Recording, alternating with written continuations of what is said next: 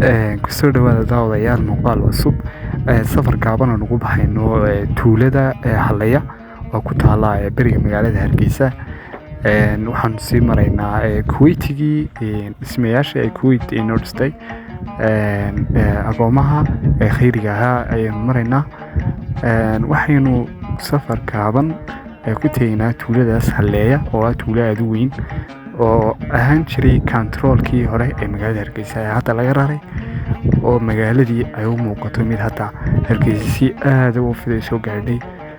Hadda waxaan sii soconaa jidka isku xidhaya tuulada Haleya iyo magaalada Hargeysa oo runtii jawigu uu aad u qurux badnaa maanta. Kolley dalkeena anigu meel ka qurux badan ma garanayo.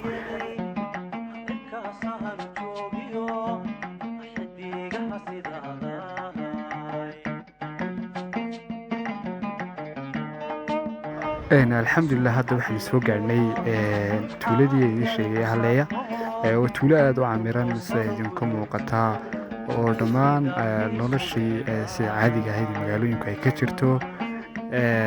tuuladana waxay dheertay tuulooyinka kale oo kaga horumarsan tahay in ay ku taalo jid halbowlaa oo dhammaan ay maraan gaadiidka u socda bariga Somaliland gobolada bariga oo ay u soo horeyso magaaladaasi Berbera Burco ilaa Sanaag oo halkaas ay sii maraan dhammaan gaadiidka waaweyn ee xamuulka.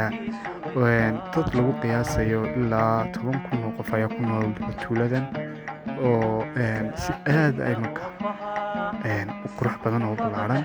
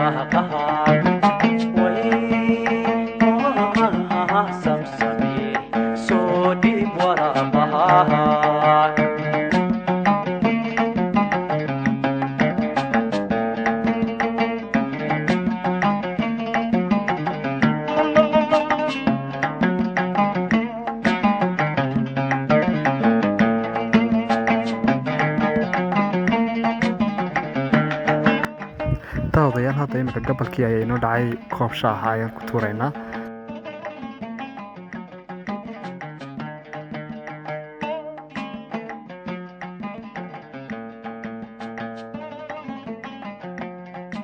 السلام عليكم دمان dadweynaha ku xiran kanaalkeena caawa waxaan tagnay magaalada tuulada Haleya loo yaqaan oo magaalada bari kaga beegan caasimadda Hargeysa. waxaa looga socdaa ugu yaraan ilaa 4 kiiloomitir 5 kiiloomitir meelahaas ay bari ka xigta magaalada. waa tuulo runtii aad u camiran. caawa xataa waan kasoo shaahaynay uhooyda baan islahay laakiin hawl yaroo kale naga soo dhex gashay. marka imika magaaladii Hargeysa ayaan kusii soconay dhowaan ayaan gaari doonaa haddii ilaahay idhaahdo.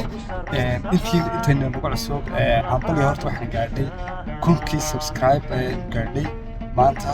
alxamdulilah waxaan rajeynayaa inay sida ugu dhaqsiyaa badan aan gaadho 10,000 oo subscribe. marka haddii aad hore nagula joogin hadda laagtii ka maqalsaan